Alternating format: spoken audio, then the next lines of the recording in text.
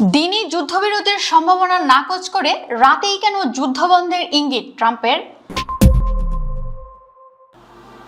মধ্যপ্রাচ্যের ইরানের সঙ্গে চলমান সংঘাত নিয়ে চরম দ্বিমুখী অবস্থানে রয়েছেন যুক্তরাষ্ট্রের প্রেসিডেন্ট ডোনাল্ড ট্রাম্প। দিনে তিনি কড়া ভাষায় যুদ্ধবিরতির সম্ভাবনা নাকচ করে দিল, রাতেই সুর নরম করে সামরিক অভিযান গুটিয়ে নেওয়ার ইঙ্গিত দিয়েছেন। তেলের ক্রমবর্ধমান দাম এবং নিজ দলের ভেতরে যুদ্ধবিরোধী চাপের কারণে ট্রাম্পের এই আকস্মিক অবস্থান পরিবর্তন বলে মনে করছেন বিশ্লেষকরা।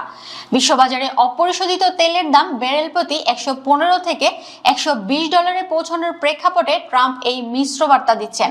শুক্রবার হোয়াইট হাউসে সাংবাদিকদের তিনি স্পষ্ট জানান, প্রতিপক্ষকে যখন আক্ষরিক অর্থেই নিশ্চিহ্ন করে দেওয়া হচ্ছে তখন যুদ্ধবিরতি চাওয়ার কোনো প্রশ্নই ওঠে না। অথচ এর কয়েক ঘন্টা পরই গভীর রাতে সামাজিক যোগাযোগ মাধ্যম ট্রুথ সোশ্যালে তিনি লেখেন, আমরা লক্ষ্য পূরণের খুব কাছাকাছি। মধ্যপ্রাচ্যে আমাদের মহান সামরিক চেষ্টা গুটিয়ে নেওয়ার কথা আমরা বিবেচনা করছি। তবে ট্রাম্পের এই বিবৃতির সঙ্গে মাঠের বাস্তবতার কোনো মিল নেই। হরমুজ প্রণালী খুলতে এবং কৌশলগতভাবে গুরুত্বপূর্ণ খাড়ক দ্বীপের নিয়ন্ত্রণ নিতে যুক্তরাষ্ট্র পারস্য উপসাগরে আরও 2500 মেরিন সেনা সহ 3টি উভচর জাহাজ পাঠাচ্ছে।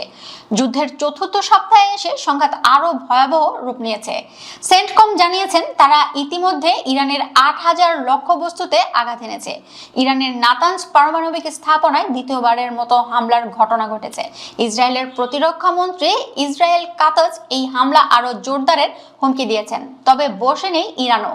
ইসরায়েলের বেন গুরিয়ন বিমানবন্দরে ড্রোন হামলার পাশাপাশি মধ্য ইসরায়েলে ক্ষেপণাস্ত্র ছুড়েছে তারা। সবচেয়ে বড় চমকটি ইরান দেখিয়েছে ভারত মহাসাগরে অবস্থিত যুক্তরাষ্ট্র ও যুক্তরাজ্যের যৌথ সামরিক ঘাঁটি দিয়েগো গার্সিয়াতে ব্যালিস্টিক ক্ষেপণাস্ত্র হামলা চালিয়ে। ইরান থেকে এর দূরত্ব প্রায় 4000 কিলোমিটার, যা ইরানের ঘোষিত ক্ষেপণাস্ত্র সক্ষমতার চেয়ে অনেক বেশি। বিশ্ববাজারে জ্বালানি তেলের ঊর্ধ্বগতি ঠেকাতে বাধ্য হয়ে পিছু হটেছে যুক্তরাষ্ট্র। মার্কিন অর্থমন্ত্রী স্কট বেসেন্ট সমুদ্রে ভাসমান প্রায় 17 কোটি ব্যারেল ইরানি তেল কেনার উপর 30 দিনের জন্য নিষেধাজ্ঞা শিথিল করেছেন।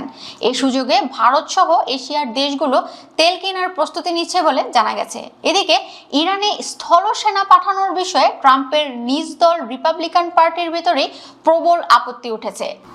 ডেরিক ভ্যান ওর্ডেন ও টিম বারচেটের মতো রিপাবলিকান নেতারাই ইরানে মার্কিন স্থল সেনা মোতায়েনের তীব্র বিরোধিতা করে অবিলম্বে একটি এক্সিট স্ট্র্যাটেজি বা যুদ্ধ থেকে বেরিয়ে আসার কৌশল খোঁজার তাগিদ দিয়েছেন।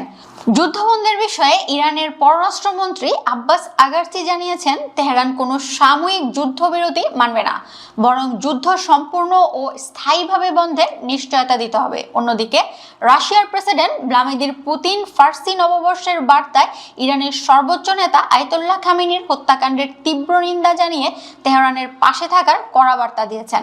সব মিলিয়ে এক চরম অনিশ্চয়তায় দাঁড়িয়ে আছে মধ্যপ্রাচ্য পরিস্থিতি, যেখানে ট্রাম্পের সিদ্ধান্তহীনতা এবং বিশ্ব অর্থনীতির চাপ সংকটে আরও ঘনীভূত করছে।